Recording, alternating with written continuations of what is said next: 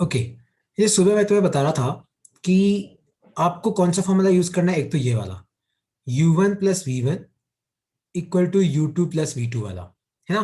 फिर एक और कौन सा फॉर्मूला यूज करना है, p initial equal to p final वाला, मतलब m1 u1 plus m2 u2 equal to m1 v1 plus m2 v2, है ना। अब जैसे मैं एक एग्जांपल तुम्हें और देता हूँ। सपोज करो कि आपके पास एक 6 किलो का मास है और मान लो कि वो उधर जा रहा है 10 मीटर पर सेकंड से, और मान लो कि आपके पास एक 12 किलो का मास है और मान लो कि वो इधर की तरफ आ रहा है 10 मीटर पर सेकंड से। देखो एक बात तो पक्का है कि दोनों कोलाइड करेंगे। तो मेरा क्वेश्चन है कि कोलाइड करने के बाद इन दोनों की वेलोसिटी क्या होगी। देखो u1 तो कितना आ जाएगा 10, और u2 कितना आ जाएगा -10, क्योंकि ये पीछे आ रहा है। मान लो कि कोलाइड करने के बाद 6 केजी की वेलोसिटी v1 है और मान लो कि 12 केजी की वेलोसिटी v2 है। अब हमें तो नहीं पता है कि v1 क्या होगा, v2 क्या होगा, डायरेक्शन क्या होगी। तो एज्यूम कर लो कि v1 इधर होगा, v2 इधर होगा। तो अपन पहली इक्वेशन में वैल्यू पुट करते हैं। तो पहली इक्वेशन क्या थी, u1 plus V one equal to u2 plus V two. तो u1 कितना था 10 प्लस वी1, u2 कितना था -10 प्लस वी2। -10 को उधर भेजो तो 20 आ जाएगा। तो ये 20 क्या हो जाएगा, देखो 20 plus V one equal to V2. तो ये आपकी एक इक्वेशन आ गई। दूसरी कैसे लिखोगे, p initial equal to p final.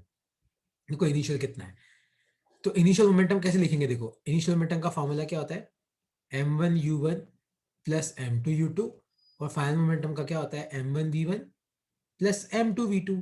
तो देखो m1 कितना है 6, u1 कितना है 10, तो ये आ जाएगा 60, m2 कितना है 12 और -10 तो -120, और ये आ जाएगा आपका 6v1 प्लस 12v2।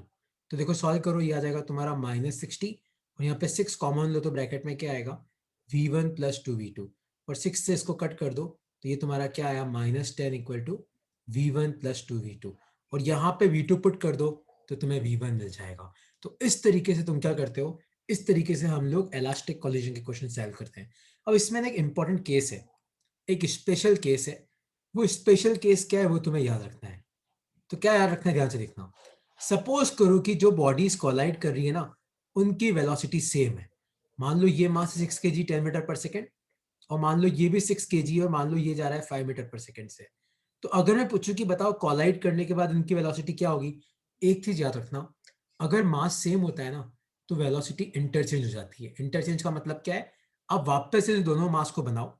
सिंपल, एक बार दोनों मास को बना लो और क्या करो, इसकी वेलोसिटी इसको दे दो, मतलब अब ये इधर जाएगा 5 मीटर पर सेकंड से, और इसकी वेलोसिटी इसको दे दो, मतलब ये इधर जाएगा 10 मीटर पर सेकंड से। आया समझ में।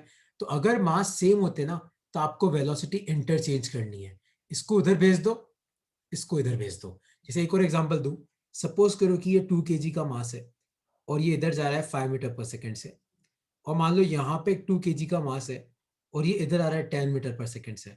तो मैं तुम्हें पूछूं कि बताओ टकराने के बाद क्या वेलोसिटी होगी। तो आप एक काम करो, दोनों 2 केजी को वापस बना लो और इसकी वेलोसिटी उधर लिख दो।